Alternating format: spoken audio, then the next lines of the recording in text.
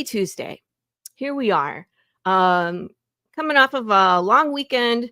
My kids were off on Friday and Monday, and I got to tell you, it messes me up. Like, I don't get anything done. Because they're here and they're hungry and, hey, mom, and can I do this? And can we go swimming? And can we go to so-and-so's? And can you pick me up from blah, blah? I don't get anything done. They're back to school today. Hurrah! So I have a package from one of the Eds. Not today's Ed, a different Ed. Ed Davis. You know him from Immortal Era. And I wanted to open his comics today. Hi, Dylan.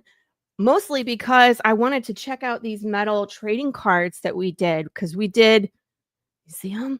Because we did that collaboration. And so I started collecting the physical. So again, Ed is like, he's on issue number 12, right? So I got issue, what did I get? I got the digital. Like last time, I got the digital catch-up tier. So I'm read all the way through 11, but now I have to start like catching up physically, right? And so, I got all sorts of goodies in here. We got a poker chip. I didn't know I was getting a poker chip. Excellent. But here are the super cool double-sided metal cards. Ooh, they're so pretty. And I got multiples. Of course, one is for me. I got magnets. And I think that one's a sticker. Very nice. Very nice. I can put more nerd magnets on my refrigerator and confuse my neighbors. They love it. One other sticker. Another magnet. And then, so if you backed physical on both Path of the Pale Rider and Immortal Era, you get one of these. Lucky you. And let me tell you, the series are a lot alike. They're different. Of course, mine is a Western. His is more of like future, but they're a lot alike. It's weird that we pulled the same kind of idea out of the universe where it was like, what if people don't die? What would happen? What would it look like? So he's the only other person I know that has a series like mine. So we immediately became friends. Super cool guy. And he signed my book, Bitch Please, because that's what I asked. So check it out. And that, of course, is Immortal Era by Edward Davis. He actually, howdy, Chris. He actually has another series called Floaters that's on, I think it's Kickstarter pre-launch right now. And it's really interesting. It's kind of like a psychological thriller. It's a person sitting in the emergency room that's, those floaters that you see in your eyes. What if it was something else? Something nefarious going on. I don't know. I'm excited to read it. So I'm going to check it out. Lou, did you see the cards? Did you see the metal cards? These are super cool. I'm so excited about these.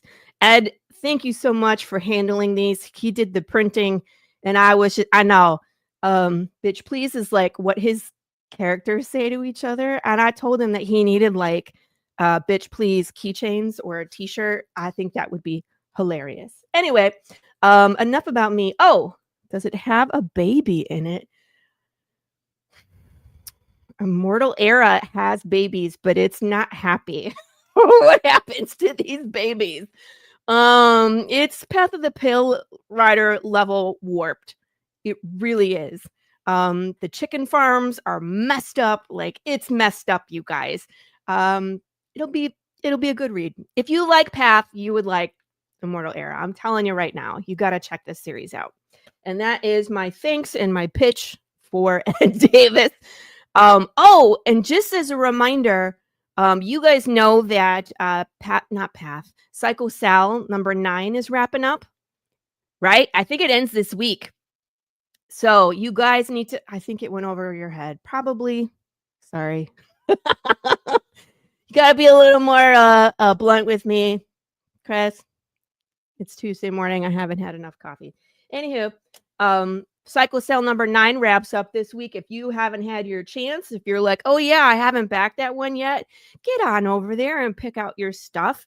I think we broke just about every single stretch goal except for I think the $20,000 one, but we did break the $15,000 stretch goal. This is Chris Hayes who wrote number 9, so definitely go check it out. Path of the Pale Rider number 7 is still moving right along. Art is still taking time. It's just the nature of the beast when you are drawing something that A, doesn't exist, B, is massive. Like if it was a movie, this would be the $1 million a day shot. You know what I mean? Gilbert is working on the double splash page. It's massive. So it's going to get done. It'll get done. You guys just be patient because it needs to be what it is. You know what I mean? Thank you. You like my t-shirt? No pulse, no rights. In other words, you undead, you out of luck. Anyway, enough about me. Like I said, let's bring in my guest today. I don't know if you guys remember Ed Jowett has been on the show before, but it's been like, I don't know, a year or two. It's been a while. This is behind me. Yes, I know. Like he's right there. Yeah, it's been a hot minute. So welcome back. And these are the kind of shows that I love because Ed, since it's been so long, we got a lot of catching up to do, man. I want to know what you've been up to, what books you've been working on, you know, what's coming up soon. He dropped some massive news right before the show. He's like, I just finished a book last night. And I was like, excuse me? So real quick, before we start, just remind everybody like who you are, what you write, what you do, what your influences are, just because it's been a while. Sure. So hi everyone, I'm Ed. Not the other Ed that's been talked about for the last 10 minutes. But I need one more Ed, and then we could have Ed, and Eddie. No? No. Okay. Go ahead. I live on the other side of the pond. From Laurie. I'm over here in London. Lovely sunny day. No, actually it's horribly cloudy. No, it does not stand for son of a bitch. Not most days. Let me introduce you to Dylan. Dylan is fabulous. He's a regular on the show, but and he's super funny, but No, it doesn't. Yeah. Most days it doesn't. Some days, I don't know. I think you'd have to ask my artists. So I'm a writer. I think it's fair to say decently prolific. In fact, everything that you can see on this bookshelf behind me was written by me. I've published around about 150 books in the last 10 years or so. Those vary from tabletop role-playing games, such as these huge ones over here. Yeah. To comics. I've done audio dramas. I've done a movie. I've done novels. I've done card games. I've done miniatures games. You name it, I've probably had a go at it at some point. That's awesome. Yes. I love writing. I love telling stories. All kinds of stories. I'm very much of the opinion that if a story doesn't move you emotionally, it's kind of pointless telling it. I agree. What's the point? Yeah. So, I'm always looking for some way in which just came out writing. No, not as far as I'm aware. No? Actually, it's funny because I really only started writing when I was about 17, 18. Yeah. Really before that, I never wrote anything at all. And I had then like a 10-year break between writing anything serious, maybe 8 years, between writing something serious at 17, a really big, you asked what my influences were. I'm a massive sci-fi geek, like just enormous sci-fi geek. Okay. And when Farscape was shut down, cancelled, I was among a small group of people who were very, very upset about this and decided that we would write our own virtual season 5. There you go. So we wrote the entirety of our version of season 5 of Farscape because we were that annoyed about it. when I was sort of 17, 18 was when we were doing that project. And then I didn't write anything at all for about 7 or 8 years, 8 years, I think. And then one day I decided to write my first role-playing game, and that's where that was a hard sci-fi role-playing game with 500 years of playable history. The idea being that, you have to buy Star Trek, Star Wars, Firefly, whatever. You have to buy all of the games. But instead of that, what if that was all in one game and you dipped into the history at the point where the society was the way you want to play it? That was the concept behind the game. One of the writers on that game, I seem to have turned this into a life story of how I got to comics. One of the writers on that game, Jonathan Lewis, is a really experienced comic writer. You'll find him credited on a couple of DC comics. I believe he may have done more than he is credited for, but obviously I can't talk too much about that. And he said to me one day, "Hey Ed, I want to write some comics. Can we write some comics, please?" And I said, "Yes, sure, fine, let's do that. Less. I've never done that before. I don't really know too much about it. What do I do to write a comic? Okay, well let's start with this." And we wrote this comic here, which was my first ever comic, the Last Stand of Stiletto Unit. We worked with a wonderful. He was a student at the time, a student of art, called Heath, and just a really nice guy. Did a really great comic, and I learned so much from this because the pacing is garbage. Yep. The pacing is absolute garbage. Well, I just did a bad job. Like, I didn't know what I was you know doing. what though, Ed? Here's the thing. I applaud that you did that because there's no better teacher than doing. Correct? I couldn't agree more. It's like, if you want to make now, comics, go make comics. Yeah. Now 42 comics in. Yes. I still look back at that and go, right, well, that's the mistake I made there. I'm not going to make that mistake again. But you learn from it. Exactly. And again, it's like, unless you're trying to make a professional level item, there's nothing that will teach you, that level of focus and professionalism and working with a team. Nothing can teach you that on your own except for going and just freaking doing it. So it does help that in sort of real life, in inverted commas, I have a full-time job as well. In real life, I'm a project manager in software delivery. Yeah. So working with a team is something that I have a lot of experience doing. I've been doing that for 15 years. 15 years now. That's cool. So kind of working on something with people and giving them the space to express themselves and being the organizational force behind it is something I'm quite used to. It's then weaving in my creativity with other people that can be a bit more challenging. Although that brings me very nicely onto Demon Sword, which is my latest. I decided to do something slightly different. There it is. Demon Sword. I want a sword like that. It's very cool. I've got a better view of it. Hang on. I live in Texas, so I can have swords. Let's see. There you go. Yes, please. I need two. One for each hand. This is a story. This is a story that I started writing. I'm going to talk about the artist first. Yeah. His name's Ben. He's in Vietnam. Okay. And he is so much fun to work with. Like, seriously. I have worked with artists. I don't want to put down the likes of Robert Nix, who was fantastic, or Ramad, who was also absolutely brilliant. Or Brian, or various others who I've worked with a lot of really amazing artists. Finn is a lot of fun to work with because I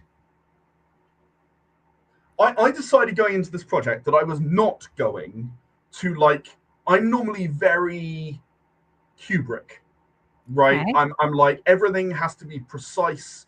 Everything is set out. There's this in the background because that's going to come up later. I decided I was not going to do that. I was going to push my comfort zone and go, no, I'm not going to do that. Anything that I don't write in the script, and there's I have sort of a self-imposed limit of that looks too long, I shouldn't have that much in the script. Anything that's not in the script isn't there. Like, and barring, he misunderstood what it was I wrote, I'm not allowed to ask for, this is not any kind of agreement between the two of us. It's something I've imposed on myself, right? Okay. But you force them to be more expressive and to kind of fill in the Well, I blanks. give him space Yeah. to do his thing and bring this world to life. Now, fortunately, this whole world was already a tabletop role-playing game called Era Forbidden. There you go. You might recognize the character, in fact, from the front cover there. So everything you could need to know about the world is in this book, right? From the types of demons you might run into. I'll cover the story of the world in a second. But what I gave him the book, and I gave him my script, and I said, Finn, if you have questions, I'm happy to answer them, as long as it's what did you mean by this, or what is the world like, rather than, hey, what do you want this to look like? Right. So he decides the camera angles. I tell him what's going on in the scene, and he decides the camera angles. And what that leads to is some really phenomenal bits where I would never have done this. Right. That would never have been my choice. I do the same. Sometimes I put camera angles when it's something specific, like it's a close-up or it's an establishing shot. Or But other than that, like I stay out of the way because I would never have done that. Like I didn't write the panel like that particularly, and he just kind of did it that way. And I went, fine, cool, okay, that's what we're doing today. That's the way it looks. And it's sort of, I think that as a creator, one of the things you've got to do is constantly push out of your comfort zone, right? Yeah. My comfort zone is, here is every single detail, and each panel is like an A4 page long in description, and that's my comfort zone, right? That's where I am used to being. So I said, no, I'm not going to do that. I'm going to let Finn decide. I'm going to sit there and let him help me tell this story, rather than saying, I know better and I know what I'm doing. And what's happened is, my favorite pages from this book are not the action. Oh, that's gorgeous. It's the rest, right? It's the moments where nothing is happening. Well, it's the quiet moments there. You know, there's nothing that irks me more than a comic book that is just so full of text that the art doesn't breathe. And I'm like, why are we telling it in this medium when if you just want to write the story as a novel, then we can just read words. But if you want to put art in there, you have to utilize the art to tell the story. Right. The using the strengths of the medium. I mean, having done so many different media, I really feel strongly that when I'm writing a comic, I want to use the strength of that medium, and the strength of that medium is I don't have to write so many words of dialogue to explain what's going on. I don't have to write the narration. The story should come from showing, not telling, right? I'm with you 100%. So when I decided to work with Finn on this, I decided I would put these limits on me. I did warn him, to be fair. Like it's not like I just went, no, you're gonna handle it. No, we talked about this before we began the project. Nope, you're in charge now. I'm just gonna I'm just the other thing is I do have some flexibility. I'm allowed to rewrite the dialogue to a degree, right? Yeah. Because quite often I want to cut stuff out, right? That's me too. More often than not, I'm cutting stuff out. I'm like, actually, you know what? I could word that down to 5 words instead of 10.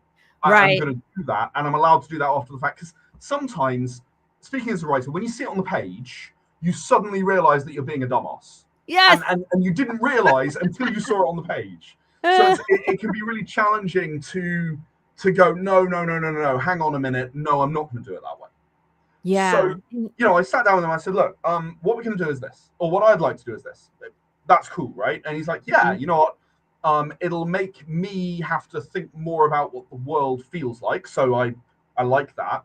And it'll let me put my stamp on the world as well. Because although there's lots of images that show you the broad strokes of the world, we agreed this was not going to be, there is some action in the comic, but it's not like primarily an action comic. The comic itself, I'm going to start with the world, and then I'll go to the comic, because I think the world builds what the comic is. Right. I understand that too. That's my world as well. You have to understand the world in order for the comic to work. Yeah. So I'd like to believe that anyone could pick up this comic and understand what's going on very quickly, but the more you know about the world, I think the better I can explain the story of the comic in brief, I guess. So in this world, One day, just like imagine today, angels appeared and demons appeared and started kicking the crap out of each other, right? Because Terrifying. they really don't like each other, I right? feel like- Yeah, it's like, kind of like we always knew what was going on and behind the closed doors, but now it's like, oh, shit, it's right there. I mean, just suddenly out of nowhere, like you've got giant demon giants like reaching into your office buildings, just grabbing people for snacks and no, thank you. Knocking that building over or picking it up and trying to hit an angel with it or whatever. Just suddenly, boom, right? A word count, you're an arse alarm. I'm like chuckling over here. A word count, you're an arse alarm. Beneficial. Yeah, sometimes. Well, I think writing comics. You would like to, Kerry, and I get that, right? However, angels don't care about us. We are less than nothing to the angels, right? We're just, if we're in the way, we'll get trodden on. If we're seen as in the way of demons, or it's seen that the problem is we are a demon food source, and the demons regenerate when they eat. So massacring us and burning the bodies is an extremely good way of stopping the demons from healing up from their last battle. So there are big problems being human in this world, like big problems. Those are the big problems. Which side are you looking for? I don't know. You tell me, Dylan. Are we going angel or are we going demon? Just curious. The problem is that if a human comes across an angelic or demonic corpse and picks up one of their weapons or their armor or their equipment or anything, they are immediately, one of two things happen. The vast majority of them turn to ash, just immediately, just way overpowered. Yeah. Die. Just die. You're burned from the inside out. You don't exist anymore. The other quarter become what's called a forbidden. Cover that in a moment. They are, their soul splits in two and is bound to this item, in this case the sword. Yeah. And they grow larger, stronger, faster. In fact, I've got a brilliant panel in here where you can see the size difference between Athena and a normal human being. She's like 7'9". Giant. Yeah, she's enormous. Nephilim, yeah? Or it's like the almost like Nephilim. I mean, the Darksiders series was actually an inspiration for the world of the Forbidden originally. Got it. I'm a big fan of those games. I think that one of the things they do very well is take the things that were good about another game and sort of put their own spin on it. And I respect that a lot because in a big way, that's what I do with role-playing. I take things. I mean, even I've got Shark Ninja right here. This is one of my role-playing games. But anyway, they become these bigger, stronger individuals. But that makes them a little more able to fight back against the angels and the demons. And that means that angels do not like this very much at all. They are, in fact, the ones who came up with the phrase forbidden, or the label forbidden. They will massacre forbidden very, very happily. They will go out of their way to massacre forbidden. They don't care about humans. I mean, like, if you're in the way, fine, you'll get hurt. I don't care. Yeah. Forbidden, they will come after you. It's like the moment you're a stolen valor almost, right? So they're like, put an end to that. Yeah, you're a threat, right? You're some kind of threat. Even though you are like way below the weakest of angels and you're only about level the weakest of demons, you are a threat. And it gets worse for the angels because they fight wars like Napoleonic era, right? The big battlefields, and they'll come together and they'll clash, and some people will die and some people will walk, some angels, some demons will die and some will walk away, and that's the end of it, right? And then they'll have the next battle, and so on and so on and so on. Humans fight smart. Mm-hmm. So although humans are not stronger than angels or most demons, they do have a tendency to come out on top at times. Because we have a bit more of, I would say, a raw cunning is Yeah. a bit more what humanity can do. So a forbidden, you can understand, is a whole heap of bad news as far as the angels and demons are concerned. They do not want forbidden to exist. So from the moment you pick up that item, that weapon, that armor, whatever, you are hunted. Sounds like I wouldn't touch the thing. You're like, No. well, one, you it wouldn't. could fry me, or two, I could be hunted by angels and demons alike. Sounds Right. terrible. But you can stand up to the bad. So bad options. So no, most people will not touch What's the the thing. upside? No, there isn't an upside. Sorry. Then why do it? Well, and that's the point. There's a whole sequence here about she didn't mean to.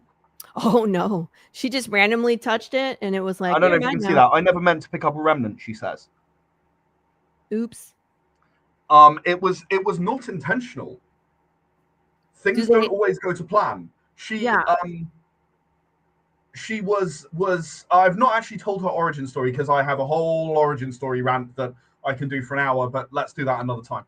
Okay. I've not told her origin story. I've done a few bits and pieces, but I have not told her origin story yet, quite deliberately. Yeah, that's what I was like. Why? How to spite? Having the gut? There too, not so much, I wouldn't think. Some people see it as power and don't really think about the downside because people are stupid, right? Now and in the post-apocalypse, people are stupid. I was like, that sounds like real life. Yes. She didn't mean to. She was in the wrong place at the wrong time, and she was knocked over into the sword. Dang it. Right? She ended up, scrabbling to get up, and her hand hits the sword. She didn't mean to. It was an accident. She shouldn't have been in the place where she was, but that's a whole other story. I'm going to tell her origin story, but it's likely to be in issue 3 or issue 4. I'm working on issue 2 at the moment. About halfway through. Hey. So this story is about a forbidden, as we've gathered already. However, this forbidden has a slightly different experience of being a forbidden to other forbidden.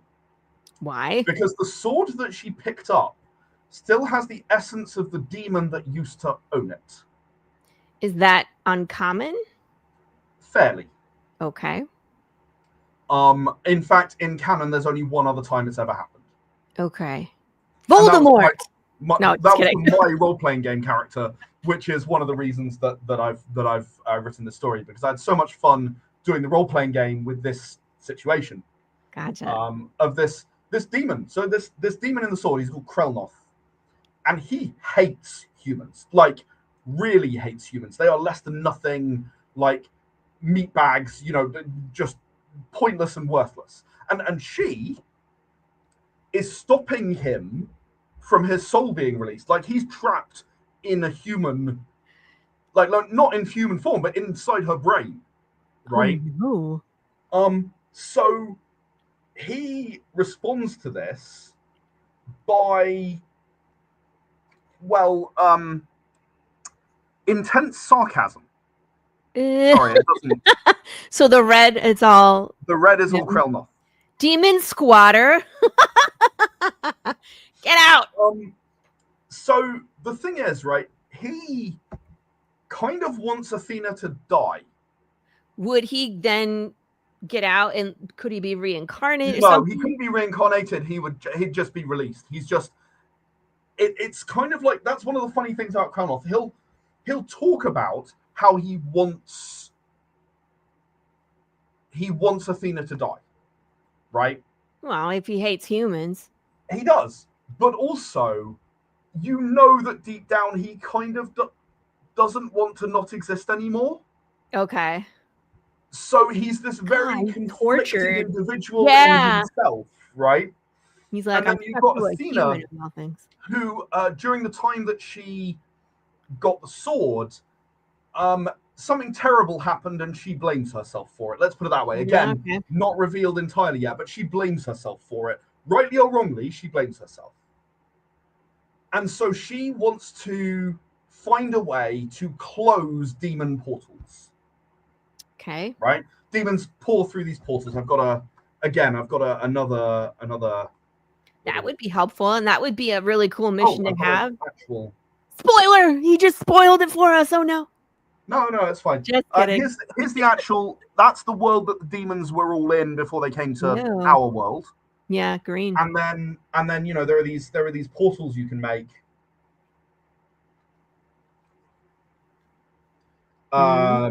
Which Athena is trying to figure out how to close them. Right. Got it. So she's obviously going to various places where there are records of demon portals to try and find out if they're open or closed. Can she close them? All of that stuff. Okay, that's all good. That's all fine, right? Also sounds dangerous because if demons are coming through. Yeah. But right? Krelnoth will keep us safe? Question mark? Nah. But he doesn't want to die either, right? So it's a very complicated situation, and for me writing this has been so much fun because Athena is the part of me that really most people see and hear. She knows what's right, and she tries to do what's right, and she's not perfect by any means, but she tries to do what's right. And if there's clearly a moral choice and an immoral choice, she'll do the moral choice. She's not going to randomly kill people for no reason just because she can. And then Krelnoth is that voice that we all have in the back of our head going, oh, but it would be funny, wouldn't it? Or that one that calls you an idiot because you're doing something that's a bit illogical. It's that voice in the back of your head. Krelnoth is real for her. That every day I hope you die. That part of yourself that exists. Can you imagine? Like, yeah. Think about depression. God. You literally have someone there like, can you die? Are you done yet? Can you die for me, please? Yeah, I'm bored of this. Yeah.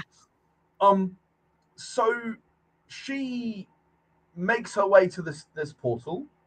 She finds a cult of people who worship demons. But no demons. Why? Idiots. Right, but that's what they're doing, and why are they doing it? And don't know, and they don't speak English, and they just randomly like yell things as if they're making proclamations of some sort. I don't want to spoil you too much, so I'm going to sort of stop the story there, but that's what this is all about. It's all about the dynamic between those two people, and I mean Athena and Krelnoth, right? Yeah. It's all about that internal struggle that we all go through to some degree, right? That damn imposter syndrome that lives on the shoulder that says you're not good. Yeah, you're not good. You're not gonna. You don't even deserve to live.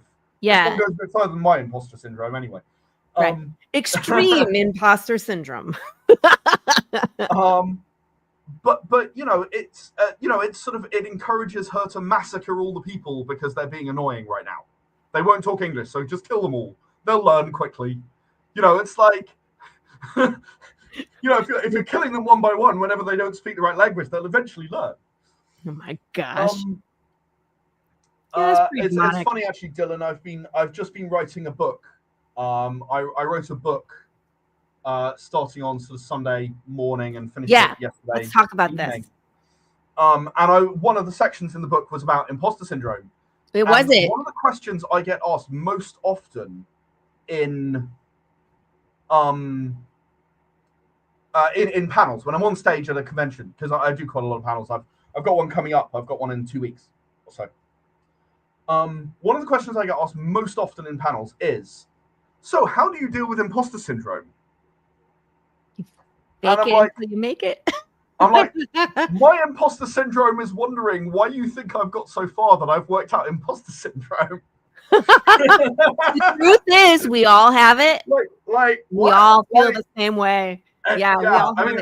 And obviously I go on to talk about that, but I do literally write, my imposter syndrome is trying to figure out why you think I would have worked out imposter syndrome. Right. So you think I don't really? That's like, great. Really? That's you think I'm at the point where that doesn't happen? Like, really? Yeah. No, what you do, and my advice for anyone with imposter syndrome, in seriousness, I've given this in panels, I gave it in the book. you feel the fear and you do it anyway. You risk sounding like an idiot. You risk it, because if you don't, you will never do anything, right? If you've published a comic, you know what I mean. I know you know, Laurie. The first comic that goes out there, you are thinking, I have no idea what I'm doing. I have no idea what I'm doing. Everyone is going to see right through me immediately. They're all going to know that I have no fucking clue. Excuse my language. What it is that I am doing here, and I have no clue whatsoever. I am just doing a thing, and everyone is going to call it ridiculous and amateurish, and everyone is going to think it's complete crap. Yes. The key is it's normal. Don't say it out loud.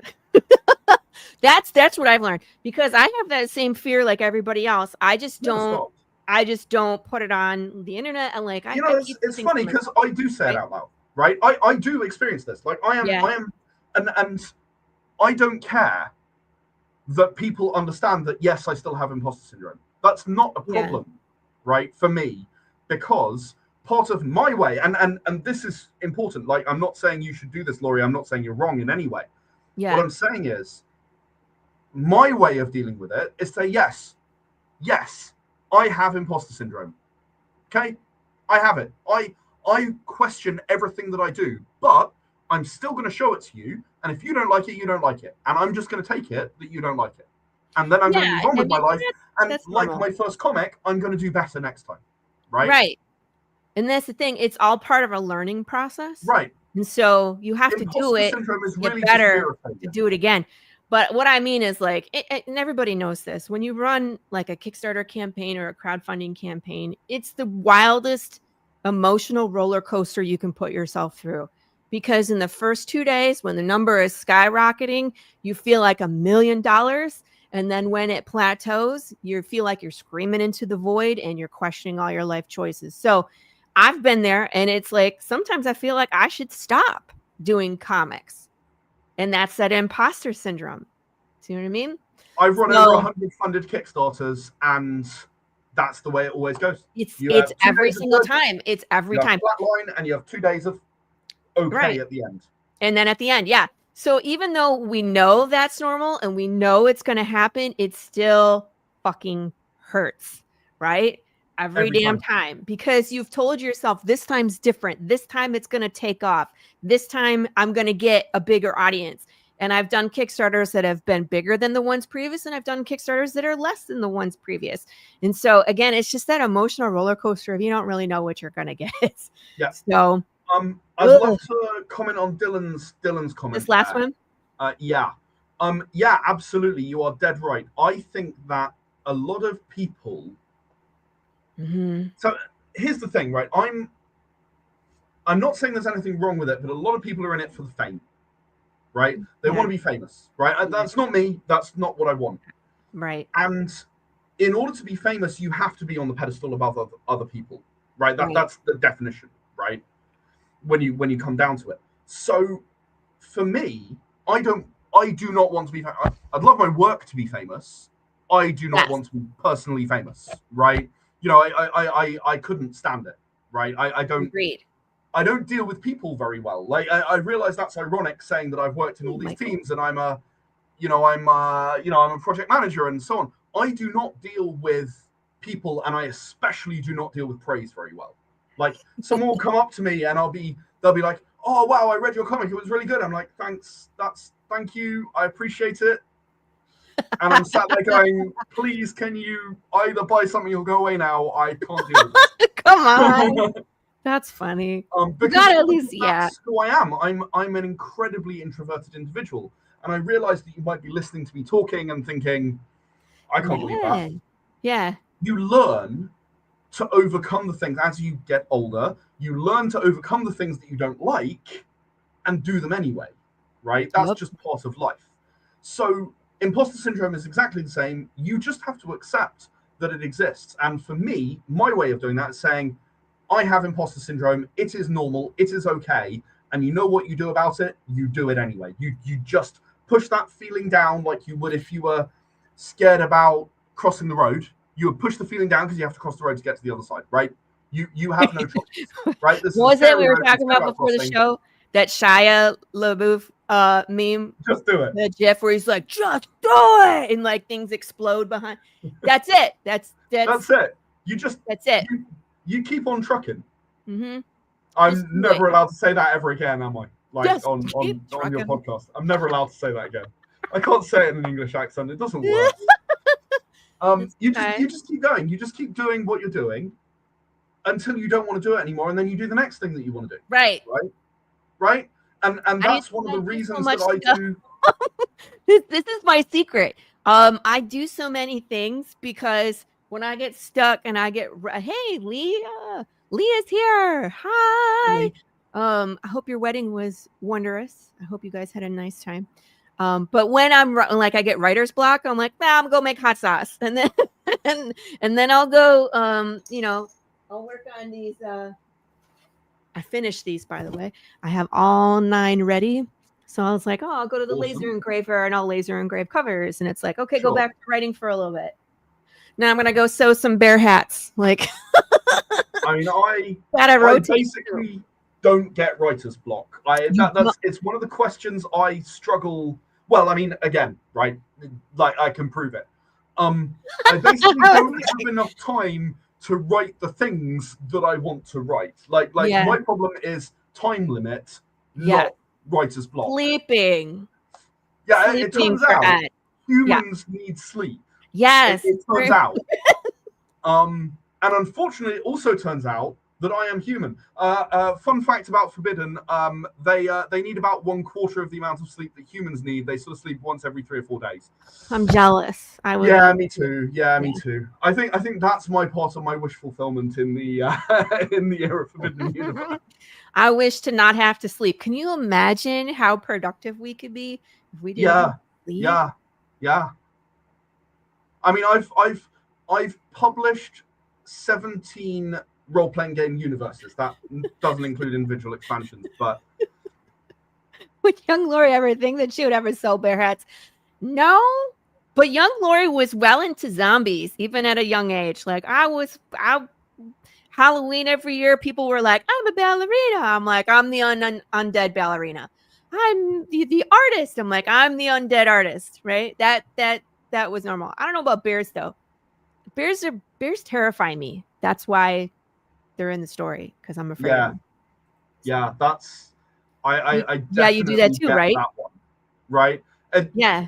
Not bears specifically. No, but write your fears into your stories. Very often. I think it's quite cathartic. I think it's therapeutic. Yeah. Whether and one of my favorite things to write is a fear that doesn't get overcome. Right? It's my fear. Why on earth would this hero overcome it? That makes no sense. It's my fear. My fear, and I'm God. Done. Say less, right? There's going to be a whole lot of something in this next one. No, I need my sleep. It feels nice and sometimes helps drown out the bad thoughts. I don't know. I've never found that sleep helps me drown out the bad thoughts. That's me. Dylan, you got to write your bad thoughts into your story so you can traumatize your readers and drink their tears. Yeah.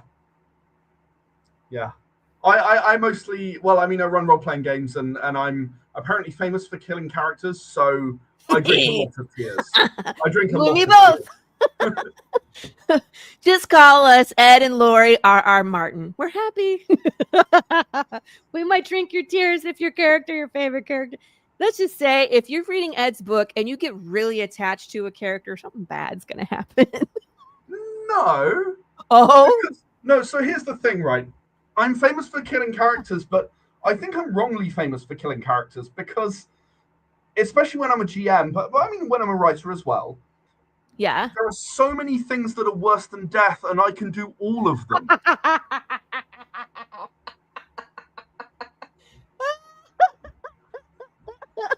Can I steal that? I would love that to be my tagline. Say it again. There's things that are worse than death. So many things that are worse than death, and I can do all of them. I can do all of them. Welcome to Path of the Pale Rider. That is the tagline. I'm going to steal it, Ed, because that works so perfectly. 10%. I'll send you a 20. I'll pay for that. Genius. Oh my god. Yeah. So That's yeah, I mean, that's what we again, do. as we pointed out with this, Mm-hmm. like, why would you be a forbidden? Why would you? Yeah, why would you want to Why do would that? anyone choose that? No one would choose that. It's insane. Yeah. One of the other things I've done a lot with this universe recently, for a variety of reasons.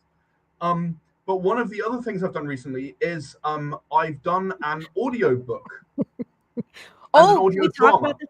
Yes, because we Um, showed one of them last time you were on the show. Right. We had a Did we? blast with that. Yeah, Well, we did. okay.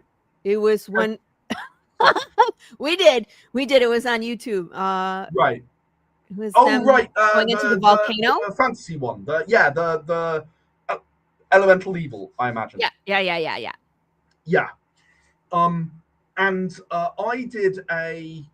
So since then, I finished the audio drama with the lady I was working with. Yeah.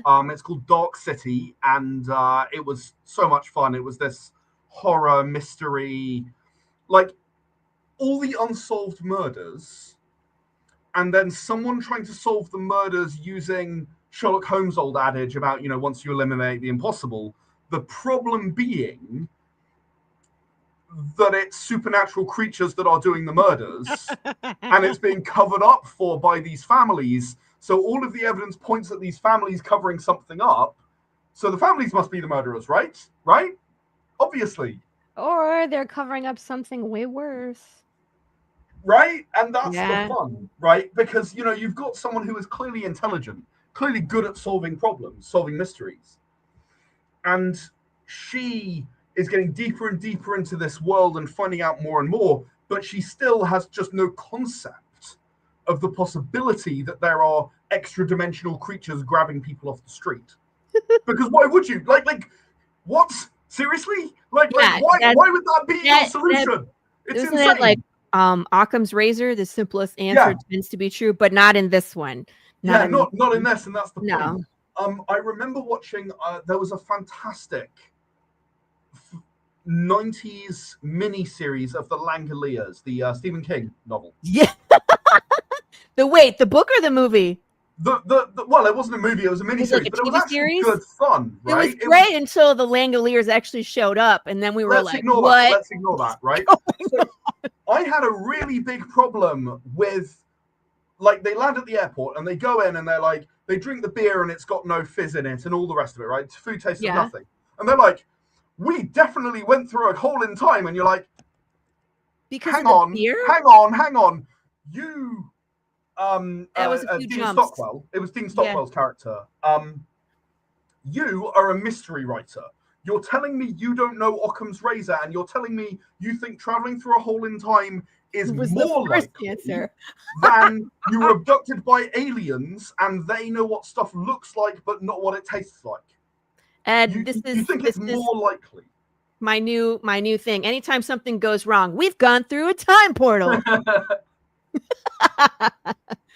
We need a supernatural Columbo. Well, and that is actually pretty much what it is. What City is. It's there you go, Lil. It's been done. There you go. So I did that with the amazing Erin Nicole Lundquist. She was fantastic. What's the series called? What's the audio series? Dark City is what it's called. Dark City. Yeah. And then I did this. It was actually someone who auditioned for a part and didn't get it. Like, I had her audition for this part, and I was like, "This is a small part in a small thing, and you are too good for this part. Like, I'm not kidding. You are way too talented for this. Let's do this completely other thing, right?" And it was an era forbidden.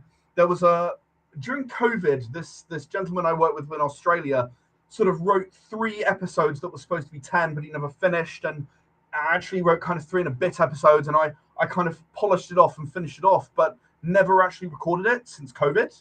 Yeah.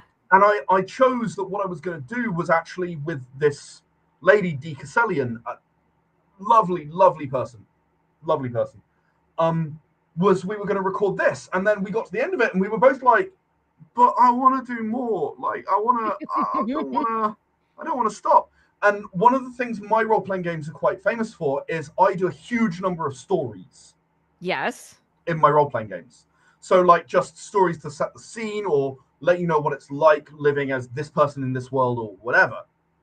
So what we did is we took all those stories and made an audiobook out of those stories. That's cool. And also we made some appendices out of some like the world information, like who are the angels, who are the demons, what happened, what's the timeline of the war, and all the rest of it. So we made appendices out of those things to go with the stories and with the audio drama. So I love that. It's just I've like just been doing expanding loads the of world. like Era Forbidden stuff. Yeah. It's been a lot of fun, and not only that, during the last 18 months, I've been running every week a campaign of Era Forbidden. Like there's just these two players, and one of them is I hope he never hears this because I don't want. Sorry, they never hear this. My mistake. I hope they never hear this. The characters male, the players they. I hope they never hear this because I wouldn't want their head to get too swelled. But they are one of the most fun players I've ever played with because they don't. They're used to like Lancer and like really like tactical laid out combat. And what we agreed when I started running this game, and I specifically started running this game for this person. Yeah. They're a perma GM, and it's like, no, I don't mind being perma GM, but they really like to play. So I'll run something and they can play. And by the end of the first session, they'd picked up a hellhound and squeezed its hindquarters to use it as a flamethrower to attack two other hellhounds. And I'm like, I'll allow it. I'll give you that. That's fair. Like, I'm giving you. That's the cutest flamethrower I've ever seen. one of the most creative players I've ever played with, and I've played with thousands of people. That's amazing.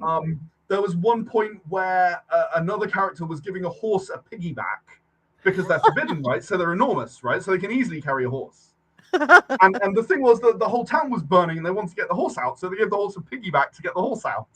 Hilarious. And that's what they were doing. That's just like, that was a thing. Dylan, I thought that hellhound was pretty funny too. So I've really been immersing myself in the Era Forbidden world. Yes. And some elements of the story in Demon Sword actually were like, I haven't gone like wholesale into what they did. It's kind of inspired by Athena is certainly inspired by my character from when I was playing Mateus. But I didn't do exactly the story the way I did it. I took some elements of that, some elements of the campaign I'm running now, and some elements of like, no, hang on, this is better storytelling. You know, how role-playing game campaigns can be. They're a bit variable, right? No matter the best one in the world, they are a bit variable. You aren't for 18 months. You're not going to have 18 months of brilliant sessions. I feel terrible too, because usually our DM is like, okay, here's the thing, and he plans out this big encounter, and we're like, we're going to go the other way. Well, he's like, what? When people do that to me, I just take revenge. That's what happens. We've had recently was they were inside this. Yes, I did. Yes, a horse was getting a piggyback. Correct.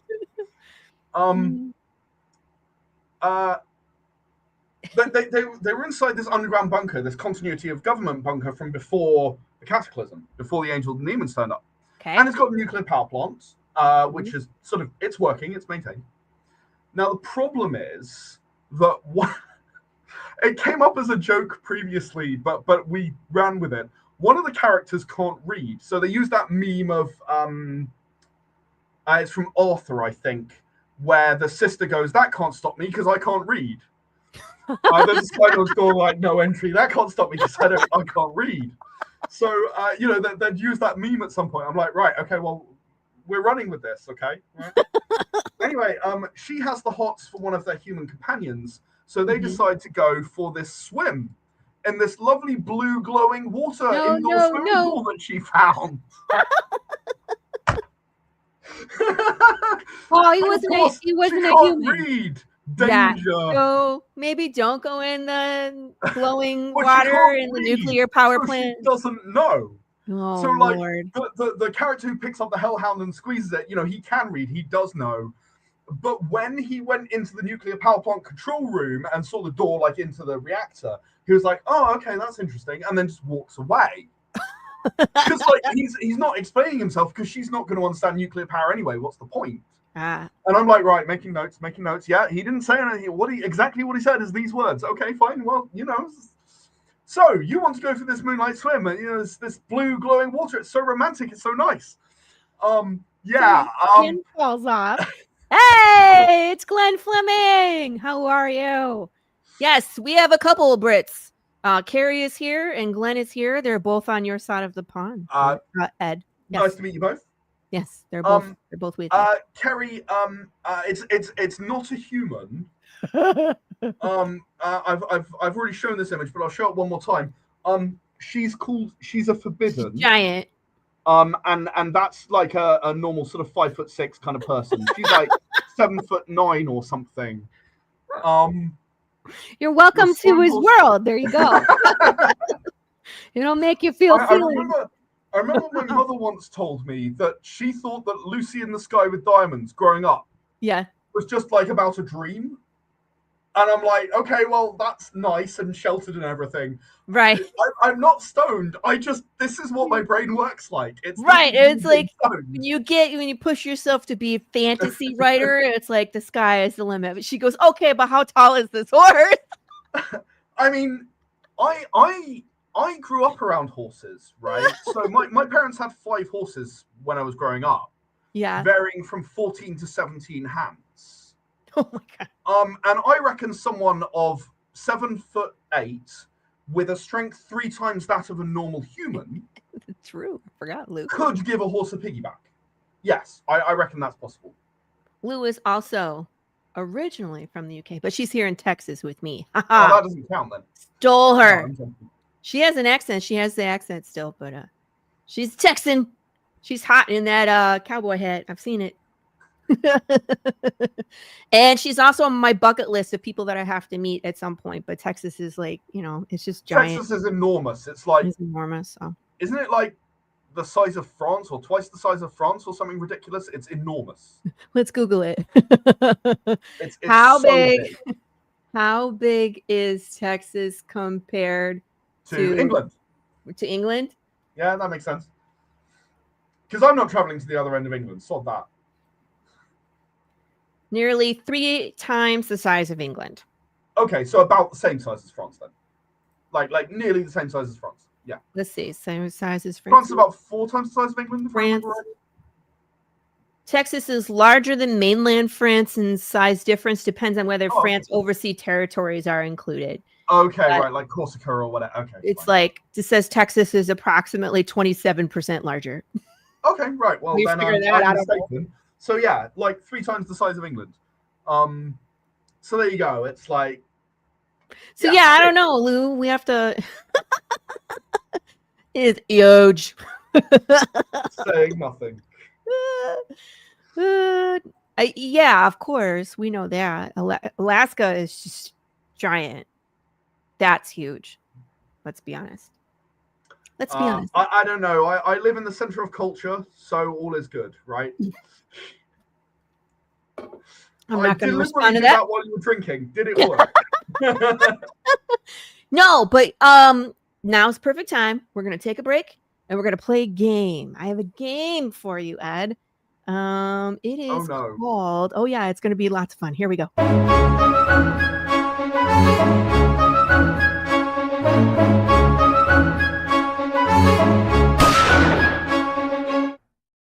The game is called Would You Hug This? Pre-warning, I'm not a hugger. Okay. It's so, not people. Average human being, the answer's still no. So no, there's no people on this list. No, I figured, but I'm just letting you know I'm not a hugger. Okay. You can say no to any of these and it won't change the outcome. There's some nice things. I'll put, I usually start us out easy and I'll pick some cute things and then we'll escalate. And yes, Dylan the rabbit is coming. All right. So we're going to start. Harry, nothing scares me. I write about the post-apocalypse. Just wait. I live my life as if I am in the post-apocalypse, barring the scarcity. Poor Dylan. He's traumatized every time I put this rabbit up. All right. So I have been on a quest to I have 2 kids. I have 2 girls, 11 and 8. And we've been trying to watch over the weekend some 80s movies, things that I watched when I was a kid. We watched The Last Unicorn, Never Ending Story. Never Ending Story, right? Yeah. This past weekend, we watched The Rats of Nim, The Secret of Nim. I've heard of it. I don't think I've seen it. There's a book too. It's Mrs. Frisbee and the Rats of Nim, which I haven't read, but the cartoon is great. And my favorite character on there is actually Auntie Shrew. And if you haven't seen this movie, Auntie Shrew is hilarious. My favorite part is when Jeremy the crow, just like he's just obnoxious and he's a klutz, and he was supposed to be babysitting the kids, and Auntie Shrew has tied him up because no one told her that he was coming. Hilarious. So my question, would you hug this tiny little shrew? No.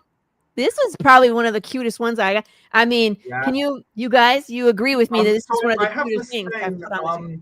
You don't like rodents? I had a girlfriend who had rats, like pet rats. Yeah. And she put one on my shoulders and it promptly peed all over me. Yeah, so awesome. Small furry creatures are out for me. No, I would probably pet it. Does that count? What? I would kill it and eat it. Does that count? That escalated quickly. You would eat a shrew? Probably, I don't know if there's much meat on it. I don't know if I would eat it. I don't know. I mean, a fat shrew, definitely, yeah. Maybe. It seemed like it would be too much work to get all the bones out. There is that. It's like those small fish where it's just like the bones just make it not worth it anymore. Yeah. Hug the shrew. I'd have to, yes, you must name the shrew. All right, let's find another one.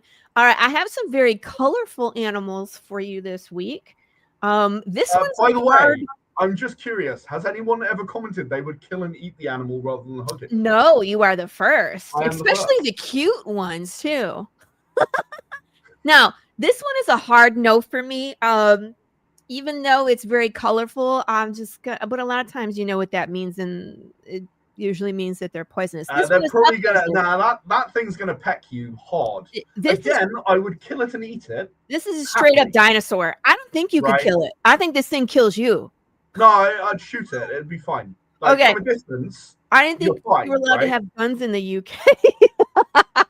Well, actually, it's interesting you should say that because I am a decently accomplished target shot. Oh. Once upon a time, many years ago, I came 37th in a competition in the Imperial and was on the leaderboard for Way to go. A day. See, you can come to Texas, Ed. I'm actually a decent shot. And if you belong to a gun club, you can have a gun. So there you go. So if a cassowary shows up at your gun club, feel free. It might make good eating. It might be the biggest Thanksgiving bird you can have. I mean, it's not small, right? So, no. Yeah, no. I would kill it and eat it. I would not hug it. It's about 6 foot. That's dangerous. This thing is giant. The sound they make is terrifying. Right? Yeah, I'm not hugging a cassowary. The colors are pretty, and I think that usually in Mother Nature language means I'm dangerous, right? There's an old adage in astronomy, because I dabbled in astronomy for a while. The more beautiful it is, the more likely it is to kill you. Yes. Yeah. Except for this one. I think this one is probably the most colorful, but won't kill you. I would hug this one. I would. I would at least try. It's a reptile. I don't know how huggable. I don't. I mean, I wouldn't be afraid of hugging it. You guys in the chat today. I wouldn't be afraid of hugging it, but I wouldn't choose to. I mean, like, it's not really. I would kind of. Would you eat this one too? Like, watch it, like, move around a bit, and just be interested watching it. But I don't think I would. Like, I wouldn't be scared of hugging it, but I wouldn't, like, hug it. I think it looks pinchy. I also don't think I would eat it. No. I mean, I could, but I wouldn't like by choice, right? Yeah, I don't know. Reptiles don't seem to be too tasty. I don't know. No, I've had generally, alligator, and it's the yeah. Yeah. They're like tastes like chicken. Not really. It's like Not in between really. like a fish. I mean, it's reptile. Yeah, No, it's gross. Hug it for sure, says Dylan. no, I would want to I don't feed feel it. I'd want to see it change color. I think that would be fun. Maybe hug it. Yeah, that'd be cool. All right, now we're gonna escalate. Now we're gonna escalate. Yeah. You say to the person with the shark ninja on his t-shirt. Now we're gonna escalate. This is the hard no for me.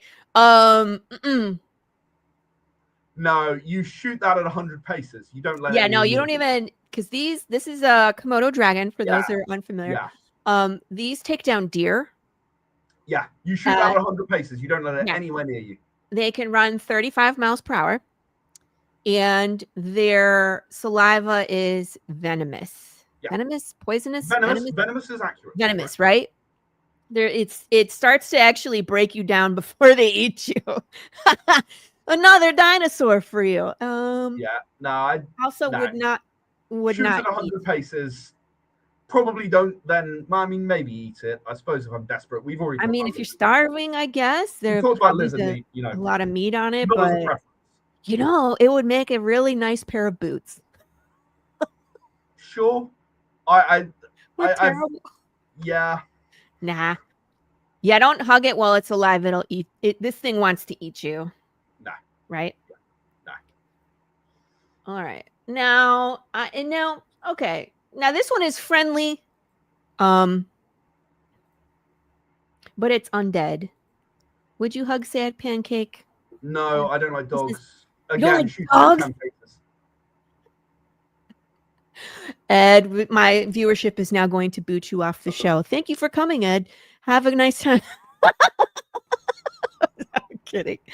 No, I'm not a dog person. I'm not a dog person. No, that's okay. Are you a cat person? Very much a cat person. Very much a cat person. Really not a dog person. No, I mean, again, it's a zombie dog. You know that's just a world of trouble.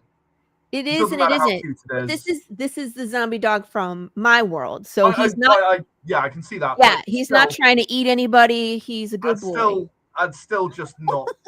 Yeah, that's a no. Yeah. Yeah. All right, one last one, and it's Dylan's favorite, and then we'll end here because nobody wants to hug this thing. In fact, everybody should run the other way. This, my friend, is an infected rabbit. Yeah, it's diseased. Yeah. He has like a warty growth all over him. So this is going on in the United States and Canada right now. Bunnies and squirrels are covered in these warts. And they say it's not contagious to humans, but again, this is how the apocalypse starts, right? Right. In fact, it looks pretty similar to the infection in my post-apocalypse game era survival. Like, I have had things that look like that. Oh my! So this is your fault. Maybe. We're gonna call it Ed's rabbit. Ed's rabbit. Fine. Yes, I would hug a cat. Yes. Okay. No, hug a cat. I would not hug that rabbit. I would probably put it down for its own good. Wait, I'm not inhumane. Sorry, is that the most murderous would you hug it you've ever had? Like the most lethal. Eh? That looks like it wants to take over the world. Did you see his face, you guys? He leaned in like, what is that? that I'm trying to figure out whether it's AI or not. I don't think so. I don't think so, but you understand what I mean, right? Yeah, so many wrinkles. That looks like it's trying to take over the world. It looks like sort of Pinky in the Brain level what? No, I think again I'd shoot it at 10 paces. Yeah, I think we called this one like it's hugging. Yeah, like a testicle. I'm a bit worried that it's going to psionically blast me while I'm trying to shoot it. Like that's the primary worry in my mind here. I'm a bit worried it's going to use its psychic abilities on me. Looks like Simon from Young Justice. Oh my god. Oh yes, we're gonna remove the angry cat / testicle from yes, a living ball sack. And thank you for playing. That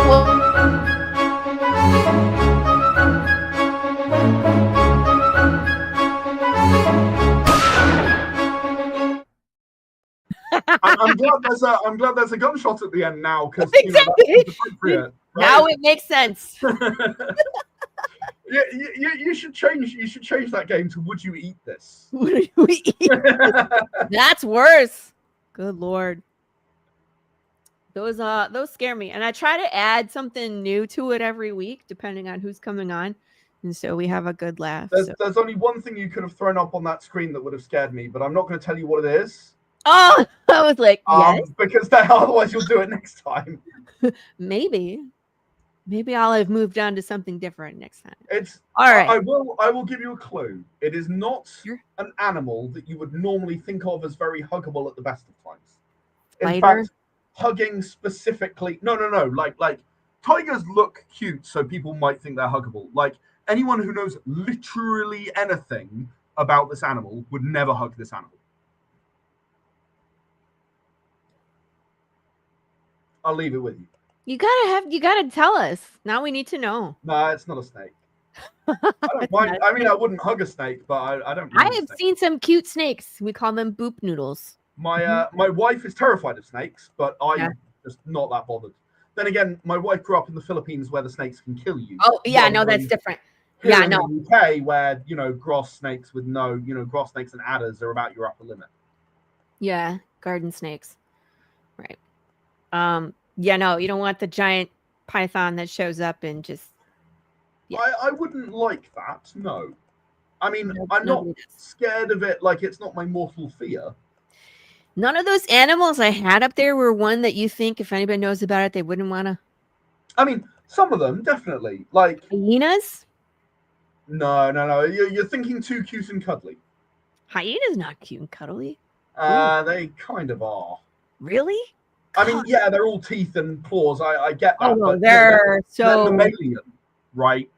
They're what? They're mammals. Are you thinking fish? You're closer, but not quite.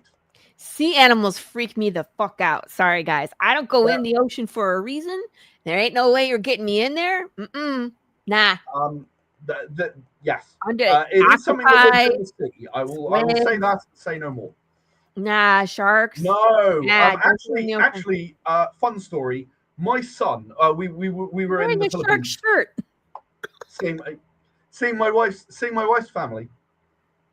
We were in the Philippines and we went to the aquarium in Cebu. There's a big oceanic aquarium in Cebu in the Philippines. And in the gift shop, you don't see like cuddly toy sharks very often, right? But there's this cuddly toy shark. And I'm like, that's so cool. We should definitely buy one for my son, who is at the time is, I don't know, 1.5 years old or something. He's very young. And immediately, we buy the shark and I give him the shark and he immediately sinks his teeth into it. This shark is still kicking around the house. He's called Tasty the Shark because the first thing I ever asked Alex is it tasty? It certainly is, and that is the permanent.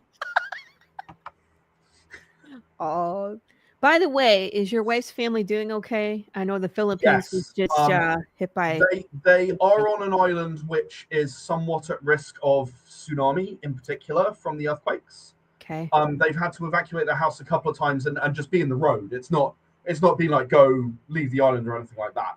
So it's a bit of a scary time, but they are completely fine. Thank you for asking. They're in and out of their houses. They're staying safe, and that's the important thing. The weather's pretty good there at the moment, so it's not too miserable being out on the road for a bit. Okay. They're fine. Thank you very much for asking. I'm glad. They get so many earthquakes. They've gotten so many recently. Well, it's the Pacific Ring of Fire. They're kind of earthquakes like this. They're not so used to, but they are used to something. It's it's kind of common. Yeah. Yeah, I'm just trying to think which parts of America are susceptible. Parts of California are. I'm not sure if Texas is. I'm not certain. No, we don't get earthquakes. We get like tornadoes and hail. Yeah, but I guess my point is, when you live through that all of the time, it's a horrible thing to say in a sense, but you get used to it. That's funny. Right? I was like, we get tornadoes and hail. Hail Calcaterra. Yes, thank you. It's kind of like you get used to living with it, and this is unusually bad, but they are all doing fine. And they're kind of like, it's not. My wife is a bit worried about them, but everything that's coming from them it's more annoying than really dangerous, they think. Yeah. And they're playing it super, super safe. Thank goodness. Well, I'm glad. Right, that's the right approach. Yeah.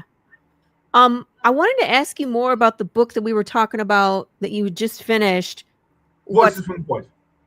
About the audio dramas, right? Yeah. Because that is something that is on my bucket list to do at some point, is to do an audio drama for Path of the Pale Rider. I have this idea. But I have no idea where to start. So talk about the book, talk about where we can find the book. Let me pull up the book. So before I talk about where you can find the book, I'm going to say you can't right now because I literally it's not done. Right, you just finished it. It's being proofread at the moment in a rush by my proofreader as a favor. Can I share my screen on this? Absolutely, you can. I could maybe share a little bit of a quick insight. Sure. How do I do this? So at the bottom, there's a little square with a plus. Share screen, easiest with two monitors, blah, blah, blah. Right. First of all, forgive the title. I think you have to drag it in. There we go. How to be creative. Well, I used the template of another book I've written called How to Be Creative. Yeah. And I could change everything apart from the title because it's an image. So I have my layout guy do it, and he's done it, but I haven't put it in the book yet. Gotcha. So it will say Voices from the Void, How to Voice, Direct, and Produce Your Own Audio Drama. That's the real title of the book. This is actually this cover is actually from the first audio drama I ever did. The concept behind that audio drama, I have to tell you because it's too funny. I told you I'm a big sci-fi geek. Yes. In a cyberpunk future where corporations rule everything, this guy here, he's called Midnight Terry. And he comes on and he runs a pirate radio where he explains all of the conspiracies that are going on. So he's sort of a conspiracy theorist. However, because it's like a cyberpunk dystopia, most of his conspiracies are right. Yep. So the cereals, they're mind control, it's awful. You know, they're controlling your mind with the chemicals in your cereal. And it's like, yeah, probably. Yeah, I believe it. I believe it's probably true. Yeah, red dye. Thank you for taking out the red dye. Yeah, it's sort of like we had some fun with conspiracy theories that are real conspiracy theories and moved them over into this world.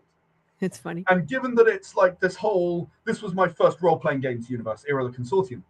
Given it's this whole cyberpunk dystopia, yeah, it's completely believable. The lady in the background is his sister who went missing. Oh, okay. This is funny. Yeah, that exactly that. His sister went missing one day, and that's why he started this radio show. And in fact, his sister is played by a very famous voice actress, Jennifer Hale, who's, if you don't know her name, you have heard her voice. I guarantee it, guaranteed. And I met her at a convention. I told her the idea that I had, and she loved the idea and wanted to get involved. So I did all of the horrible logistics of trying to deal with SAG-AFTRA, who don't want to deal with people of my size because I don't matter. Right. I dealt with all of that stuff, managed to get through it to the end, worked with her, and it was absolutely brilliant. It was such a fun experience working with someone of that talent level. It's sort of like one of those, like you said, it's a bucket list thing. Yeah. Right? So she plays the sister, and the sister appears in several episodes in the series. Lots of fun, this particular one. And it taught me a lot about doing an audio drama. It's like we were saying about comics, you learn by doing, right? Right. And I was lucky to have an extremely talented voice actor who's a good friend of mine, Leo Kosh. I wouldn't be doing audio if it wasn't for Leo. I will say that. You know, he said, Ed, I want to do audio. In fact, the reason we met is I was at one of my first conventions and he was finishing his university degree and he had to do his dissertation, and he did his dissertation as an audio drama set in this same universe. different characters and so on, but that's what he did. That's awesome. So, this is all about me and why you should listen to me. That's the boring bit. I wanted to cover sort of everything, and I do a lot of panels about this. And if you remind me at the end, Laurie, I'll actually send you a link. Two of them are on YouTube. I can send you a link to two of the panels about this. And this book is more detailed. It goes into a lot more detail, and it's also obviously everything that's in either panel plus more. But this is how I do it. Got it. Right. So when I one of the important things I cover is actually my definitions for things. And I'll go to that page because it might be handy. Where is it? There. An audiobook is usually something that was not written deliberately for audio, right? It was written for something else and it's being read by someone. Right. Usually. I would even argue that some of Shakespeare's plays, if you were to read them, would be an audiobook rather than audio drama. Right? Makes sense. Yeah. An audio drama is usually something that was written for audio. And that's what I tend to do. I have done audiobooks. I mentioned the Era Forbidden audiobook, but I also did an Era Forbidden audio drama that was written for audio, for that purpose. Right. Podcasts are just a way of delivering it. They're nothing to do with either of those two terms. And I felt like giving some definitions of those things would be really helpful. Yep. I talk a lot about how... Oh, sorry. No, I just said that makes sense. I talk a lot about how you think about making something that really is an audio drama. Right. I talk about, you know, the what we were saying earlier. What do I want to make people feel? That's the point. Why do you need to tell the story as audio to make people feel this thing? Why can't it be a comic, Laurie, if you're going to make an audio drama? Explain that to me, understand that to yourself, and you are going to write a better audio drama. That's just the way it is. I am a big believer in the 5 whys. I kind of adapted it for audio. That is, why do I want to do this? And then ask why in response to that 5 times or so. Understand your motivation, get to the core of it. The project paradigm is a whole thing that I do. Chad, I was thinking set the hook. We could do an audio. We could do an audio drama for Set the Hook. That would be wild. I talk about writing for audio and what I do to like the visuals, the action through dialogue and not action through dialogue, and how you know what you're following, and you know, you've got to be a bit more limited about where your camera, in inverted commas, is. Yes, actually, the radio stories. I specifically mentioned some of my my own inspirations and the Sherlock Holmes radio plays, which I think were fantastic. I can zoom that in way more. Sorry, there we go. Yay! And there's a company called Graphic Audio, which does some fantastic stuff adapting comics into audio dramas, and really audio dramas, right? Yeah. They are good. They're the light end of audio drama because they really are the comic or the novel that they're doing, but they are really good fun. So yeah, I go through bit by bit. I cover how you write for audio, prototyping, get in front of a microphone and do it, and listen back to it, see if it works, right? Mm-hmm. I mean, because you can do that. Anyone can do that. It can be a bad reading. It doesn't matter. You're not going to show it to anyone else. Let anyone else listen to it, I guess.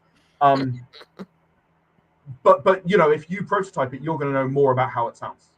Right. Listen like a thief. Seriously. What's that mean? If someone does something that you like, do that thing. Got it. Why not? Right? If someone does something, you look at it and you go, whoa, I think you made a misstep there. Don't do that thing. Think about why they did it and where they got into trouble doing it. Don't do that thing, right? I talk about how to get character voices. You know, if you're an aspiring voice actor, you know, how you would get into character with things. A lot of this comes from Leo. I'm not so much a character voice person, but he's brilliant at it. So, you know, a lot of this is sort of his input. Voice acting, warming up, breathing, swallowing. Don't swallow to the microphone. No one likes it. Nobody likes it. And the editor who has to listen to it at full volume to make sure it edits right hates your guts. Yes. Speaking as the editor who's had to do that. Hydration, how you do it, diet. You know, what you should and shouldn't be eating and drinking. Yeah. Don't drink dairy before you. Don't drink milk. Don't eat chocolate. Yeah. Eat green apples if you're having a mouth click problem because it blocks your salivary glands. Interesting. Granny Smiths. You get those? Yeah. Oh, yeah. And I hadn't heard that tip before. My mom is a vocalist and she teaches choir. And so a lot of times she's like, don't drink milk before you come to a concert. Do not do that. Not only that, I mean, it can ruin your voice permanently. Come on. Right? I mean, if you're trying to get into a drunk. That's the only way I would sing. I don't drink, for the record. Today we were doing an unboxing, Pluck Zombie. But talking about rehearsal and then the imposter syndrome stuff we were talking about earlier as well. Yeah. You know, I think it's important for people to understand that it's fine, it's normal. I talk about how you do a DIY setup, how you actually get it sorted and what you don't spend money on. Right? Because a good microphone when your room sucks is not going to do you any good. Right? Buying a $3,000 microphone is not going to help you if your room sucks. Right. You're just going to hear the room sucking better. Are you in the garage? Are you in a cathedral? Maybe change up your setup. Start with that. But I mean, I talk about how you could build a booth because I have done multiple times. Okay. And when I say build, I mean really very temporary. Like I was rented accommodation. I can't do too much. But like building a booth that you can easily take down. I actually had to record a lot of stuff in my living room. Yeah. So I had to take it down. Right. And I put something together. I talk a bit about that. I talk about microphones that you can buy that don't break the bank. I mean, the Blue Yeti is just a godsend for audio drama. It's so good. It doesn't balance only for voice. I have recorded sound effects on the Blue Yeti of bare feet walking on tiles, stepping into the shower and turning on the shower. Right? Someone was drunk. The character was drunk. That works. You need quite a big staple gun, though. That's you mean a big staple. Mm-hmm. Continue. Recording software. Like, seriously, people get so uptight. Audacity will do the job for recording. I understand the problems people see in it for editing, but for capture, you don't need better. You don't need better. I'm with you. And for me, that's my trouble. It's always the balancing of the sound. I always have trouble there. Right. And there are things that can help you with that. And that's editing rather than capture itself, right? Was making a secret ASMR project. It wasn't me walking barefoot, I hasten to add.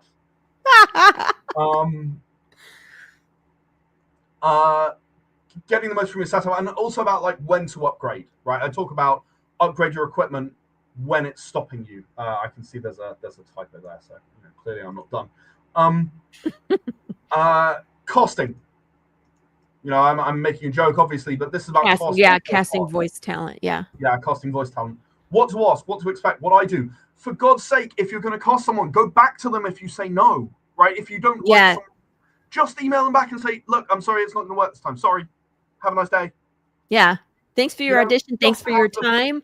Politeness. Yeah, but also being like, I can always consider you for future roles. Right. And maybe they're great. They just don't fit the project. As I said with D, this part's just, I'm going to say no to you. Let's do something else. Yes. Because this part's, you're too good for this. Mm-hmm.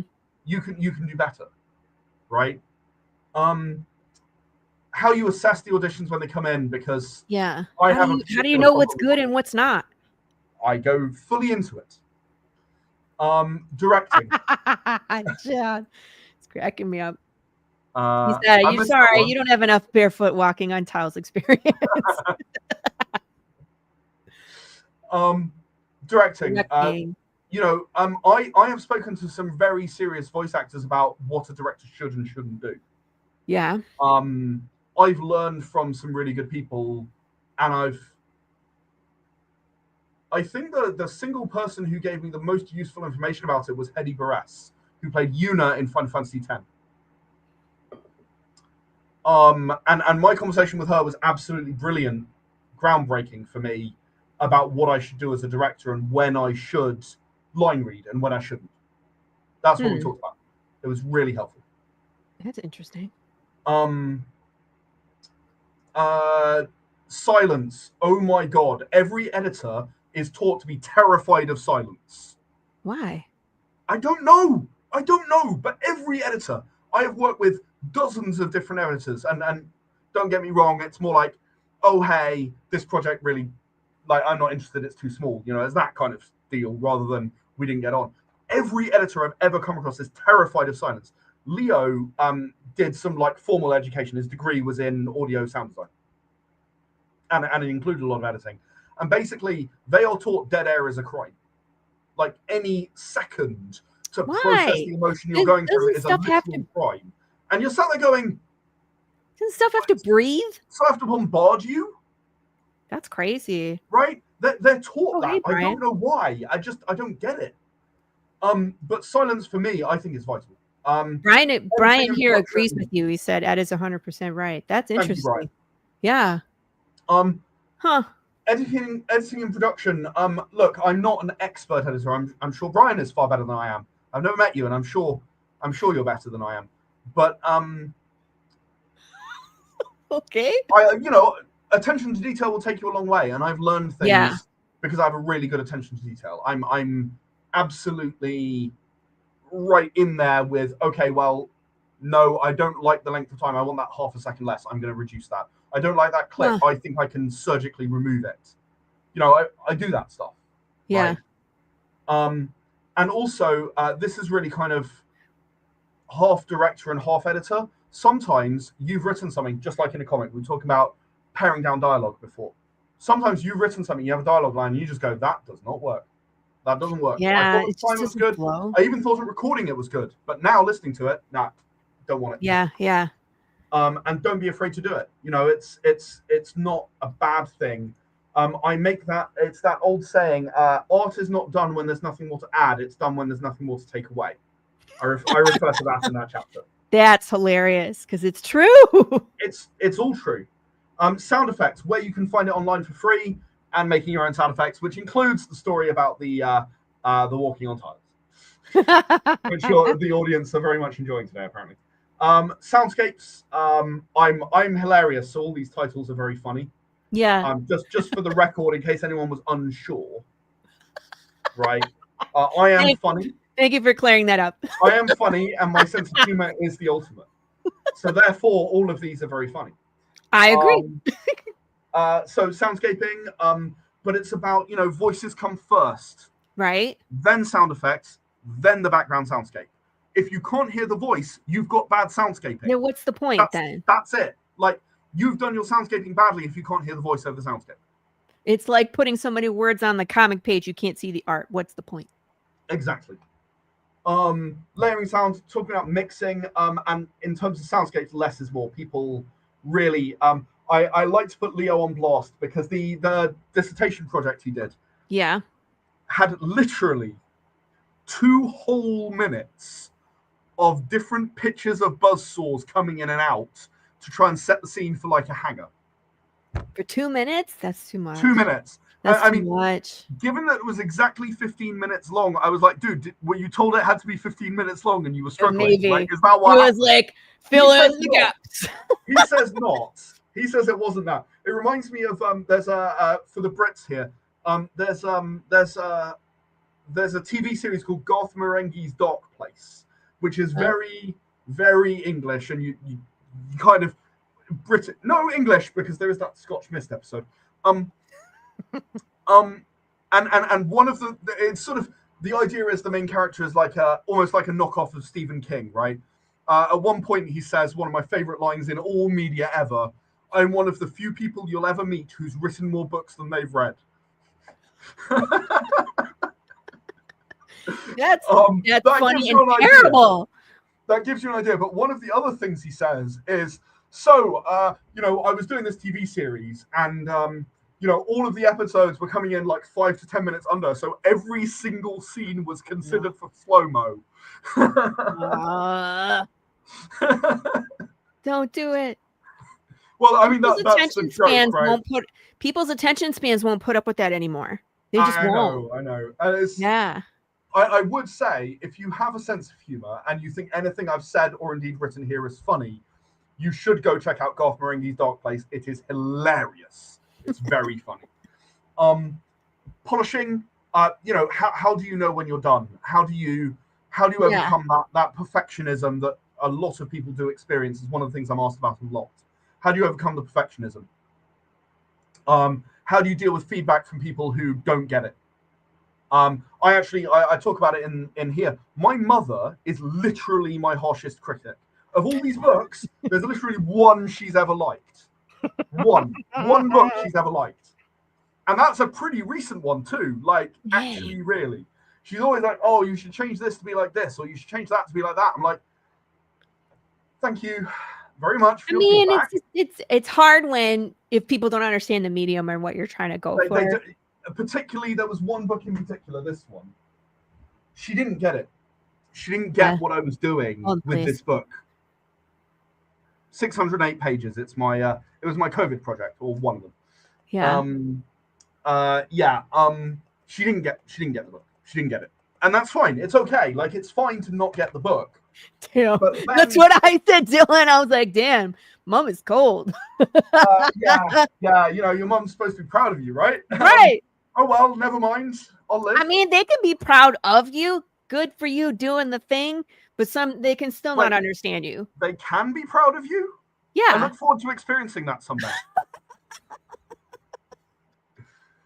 I'm English. Self-deprecating humor is a thing. Don't worry about it. I'm fine. I'm a perfectly balanced individual with no suicidal tendencies whatsoever. I'm not fine. Even didn't cross his mind. Not even once. I'm proud of you, son. You suck, but I'm proud of you.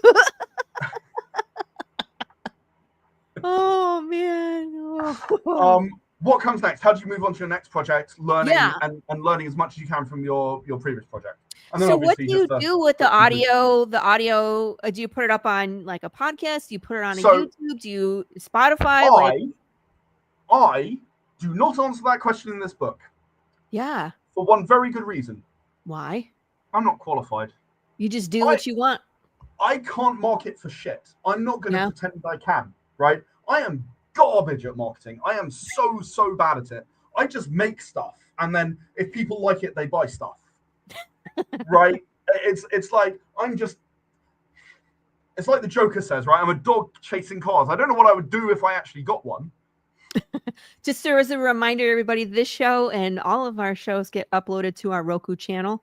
So this will be up tomorrow. Just as a reminder. Thank you, Pop. To show you how little I know about marketing, what is Roku? Roku is it's like it's its own app. You get a remote for a TV, so it's TV. It's TV. So like you can have Tubi, like internet TV. Yeah. But you have to have the remote, but like ourselves and other creators can have their own server and have their own like channel. And so you can go to Madness Entertainment Group Roku and you can see my show and all the other shows that we do on your TV. Kind of watching YouTube on a TV kind of thing? Yeah. But like with this. I'm sorry. We are talking about Roku, and Dylan's statement is like, this is heavy, man. Both my parents recently died, so all I have to worry about is making myself proud. Shit. Dylan? My piece of advice, Dylan, is don't there you go. Try and make yourself proud. Try and make good work.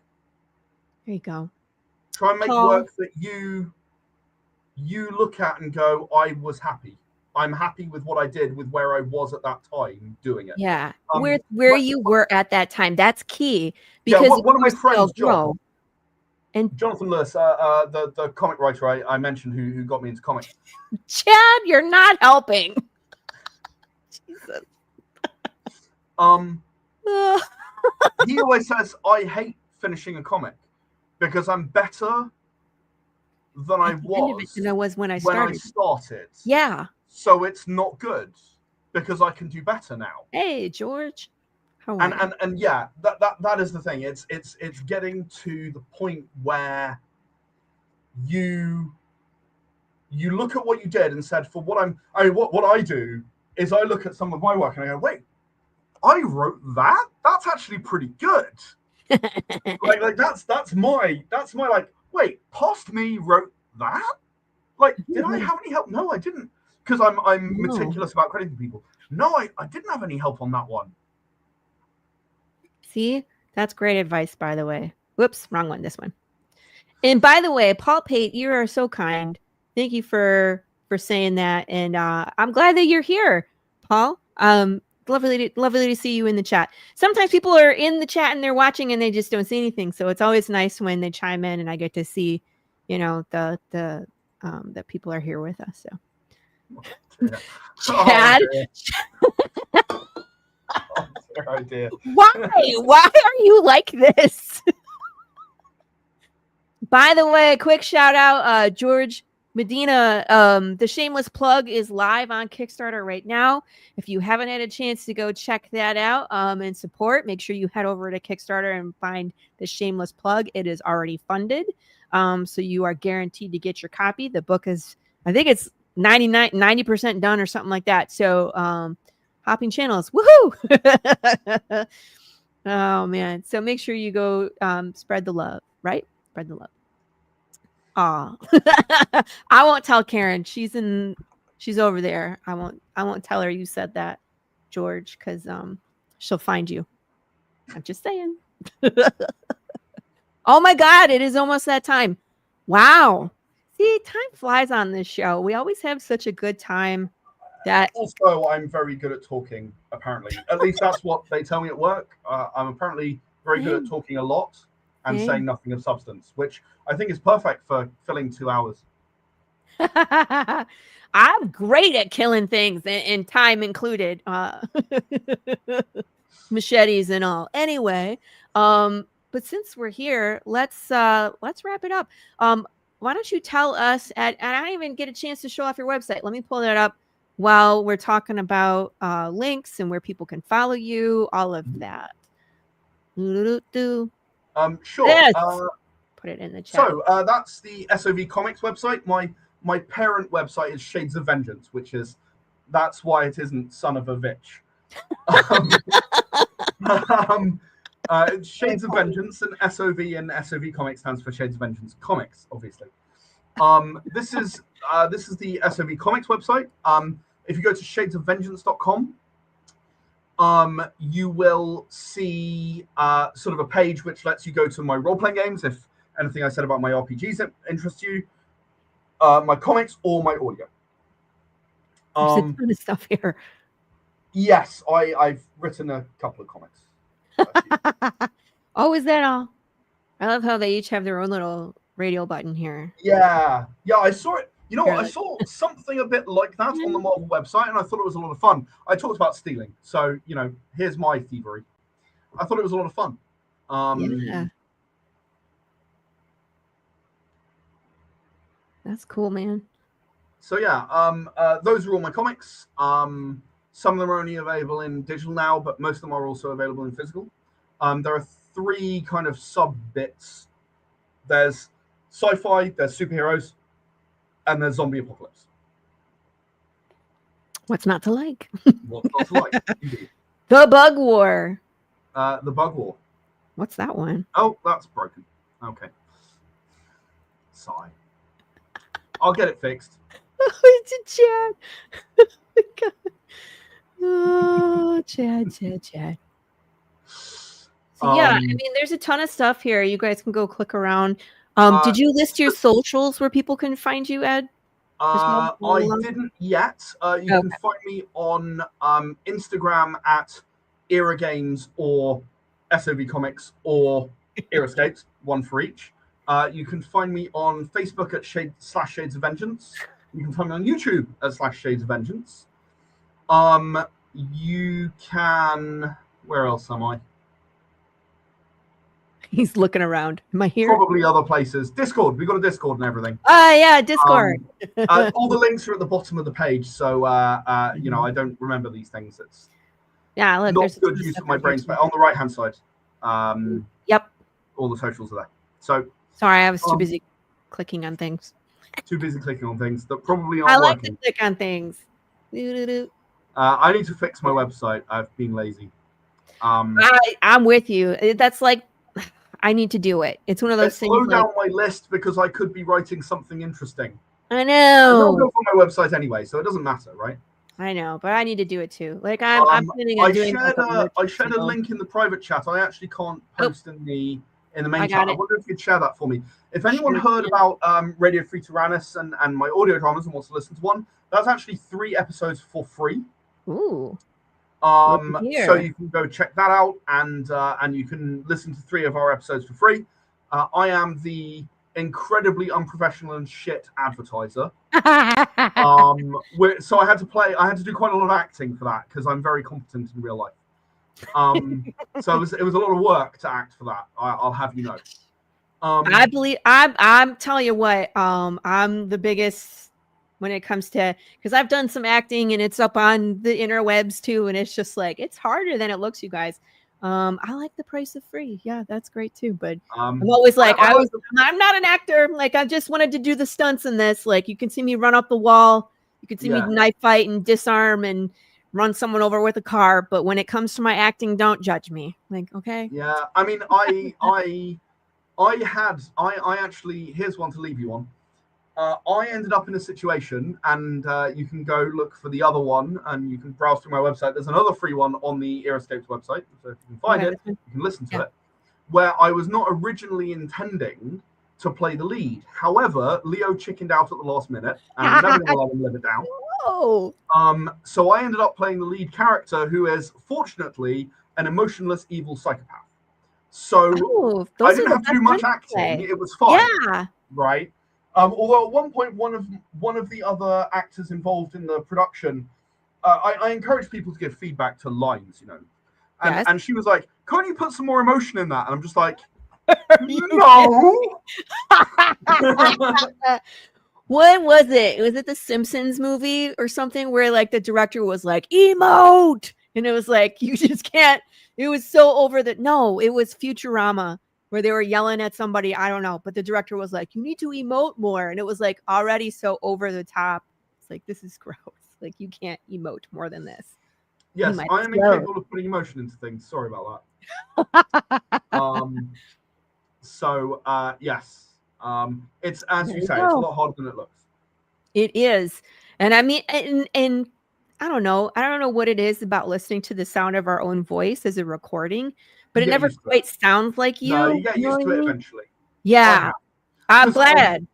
I imagine that you don't listen back to very many of the, none of them, I'm sure, but not very many of these. So no, because I've already lived them. You're not used to that. Yeah, you're not usually listening to them. However, you would show up for that one, Shadow. I do a lot of audio stuff, and even if I'm directing, I hear myself through the microphone. Yeah. Right. So when I speak up and I'm like, no, you need to. I do a lot of the editing and especially a lot of the trimming and cutting before the really skilled editing. Mm-hmm. So I have had to learn to listen to my own voice and get used to it. But I even cover that in my book, that it's normal to hate your own voice, and you are going to if you have to do editing on yourself. That's just life. But it just never sounds right. You know what I mean? Where I'm like, I tried a few different ways. Your voice conducts through the bones of your skull to your ear. Mm-hmm. That's what you're hearing. So when you record into a microphone, you hear, and you play that back, it's not the same as your voice sounds. I think Chad's been drinking. I don't know. It's too early for you to drink, sir. Knock it off. Anywho. It's also normal for my mum to say my work is crap. Yes, you're absolutely right, Chad. Thank you. Oh my God. All right. So members of our channel get exclusive Crom and Pop emojis, just like the one next to Matthew's name. Where is it? This one? Your mom, Chad. Where is it? I don't see it, Pops. Which one? Anywho. How large is your mug, Shadow? Took you 2 hours to finish your coffee. Anyway, that was the show, you guys. Thank you, Ed, for coming on and sharing with us. I love the fact that the show gets booked out so far. Like, people don't know if they have anything live, and it's great. We can just hang out. There's no pressure. You don't got to sell nothing, and we can just tell them, what you speaking can of work selling on. something, if you liked, I spent a lot of time on Demon Sword. If you like the sound of Demon Sword, I did actually. Laurie, do you still have the URL for the Demon Sword? I sent it to you via email before we started. I put it in the chat. It's in the show description. It's in the show description. It's in the chat? In the private chat? No. I was going to ask, do you mind putting it in the main chat? That's all. Is it? Let me make sure I have it. This one. Thank you. I have it. That's appreciated. I did put it in the show description, but here it is as well, you guys. So if you liked the look of Demon Sword when I was showing it to you or talking about it, it's available now. Please go ahead and support an indie creator. That's what we do, right? That's what we do. We got to make sure that we support indie creators, because that's where all the good stuff is, because we know it's not in Hollywood. You guys know my beef. Reboot, recycle, rehash, regurgitate. I don't want it. I don't want remake. Why? Someone was asking me yesterday if they should reboot V for Vendetta, and I was like, abso-fucking-lutely not. Leave it alone. Like, why would you? If you're not going to add anything substance, there's no way that you could, because that movie is great. That has stood up. It's a great movie. Why? Right. Leave it alone. Leave it alone. Because they can make money, and that's the only reason why they reboot shit at this point. Let's be honest. So, anyway, that's the show. Thank you, Ed, for coming. Next week we have Fresh Meat. We have a guest named Deborah Lynn Daughtry on the show. I got to do some research and find out what her books are, because she got lucky. There was a cancellation a couple weeks ago, and she grabbed it, and here we are. So we'll be getting some fresh meat next week. Remember to be excellent to each other. Kiss your babies, and we will see you all here next week on the Tuesday Morning Brew. Bye, everybody. Special thanks to Gilbert Perez, whose hand is falling off doing issue 7. Love y'all. Bye. Oops, I got to push one more button.